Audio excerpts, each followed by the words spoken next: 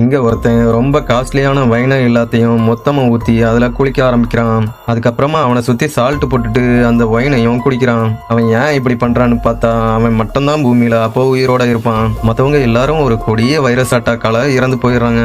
இதனால தான் அவன் இப்படி ஒரு ராஜ வாழ்க்கை வாழ ஆரம்பிக்கிறான். ஆனா கொஞ்ச நாள்ல அவனுக்கு போர் அடிக்குது. ஸோ ஒரு பஸ்ஸை எடுத்துட்டு அந்த நாடு முழுக்க சுத்தி தேடி பார்க்கறான், ஏதாவது ஹியூமன்ஸ் இன்னும் உயிரோட இருக்காங்களான்னு. ஆனா யாருமே இல்லை.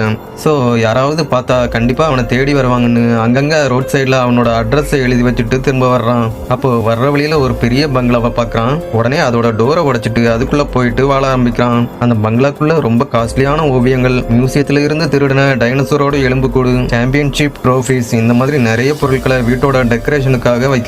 அடுத்ததா சாப்பாட்டுக்காக அங்கிருந்த ஒரு சூப்பர் மார்க்கெட் டோரை கன்னால ஷூட் பண்ணி உடைச்சி உள்ள போய் அவனுக்கு தேவையான திங்ஸ் எல்லாத்தையும் மூட்டை கட்டிட்டு எடுத்துட்டு வந்துடுறான். அதுக்கப்புறமா போர் அடிக்குதுன்னு பவுலிங் விளையாடுறான். அது போர் அடிக்குதுன்னு பின்ஸுக்கு பதிலாக ஃபிஷ் டேங்கை வச்சு பிளே பண்றான்.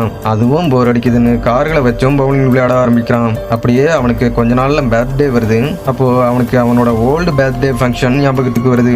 அவனோட ரிலேட்டிவ்ஸை இப்போ ரொம்ப மிஸ் பண்றான். இந்த இயர் யாருமே இல்லாததால தனியா அவனே கேக் வெட்டிக்கிறான். 6 மாசத்துல அவன் இருந்த பங்களா முழுக்க குப்பைகளா நிறைஞ்சிருது. அவனோட ஸ்விம்மிங் பூலும் இப்போ கழிவுநீர் குளம் மாதிரி மாறிடுது. 2 பால் எடுத்துட்டு அதுல ஃபேஸ் மாதிரி வரைஞ்சி வச்சுட்டு அதுங்க கூட மட்டும்தான் டெய்லி பேசுவான். ஆனா அதுவும் அவனுக்கு போர் அடிச்சிருது.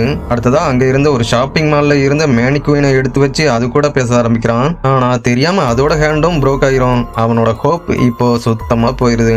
இதுக்கப்புறம் எந்த ஹியூமன்ஸும் நம்மளை தேடி வரமாட்டாங்கன்னு முடிவு பண்ணி அவனே ஒரு கல்லறை வாசகம் எழுதி வைக்கிறான். அதுக்கப்புறமா அவனோட காரை எடுத்துட்டு வேகமா ஒரு பாறையில மோதி சூசைட் பண்ணிக்கலாம்னு போறான். கடைசி செகண்ட்ல சடனா பிரேக்க போட்டு காரை நிறுத்துறான். பார்த்தா தூரத்துல ஒரு இடத்துல ஸ்மோக் ரைஸ் ஆயிட்டு இருக்கும். அப்பதான் அங்க யாரோ இன்னும் உயிரோட இருக்காங்கன்னு புரிஞ்சுக்கிறான். சடனா அந்த இடத்துக்கு போய் பார்க்கும்போது ஹியூமன்ஸ் வாழுகிற தடயங்கள் அங்க இருக்குது. அப்ப திடீர்னு அவனோட பின்னாடி ஒரு பொண்ணோட குரல் கேக்குது. அதை கேட்டதும் அவன் அப்படியே மயங்கி விழுந்துடுறான். கண்ணை திறந்து பார்க்கும்போது ஒரு அழகான பொண்ணு அவனுக்கு முன்னாடி இருந்தான். அவ தான் இந்த உலகத்திலேயே உயிரோட இருந்த கடைசி பொண்ணாவும் இருப்பான்.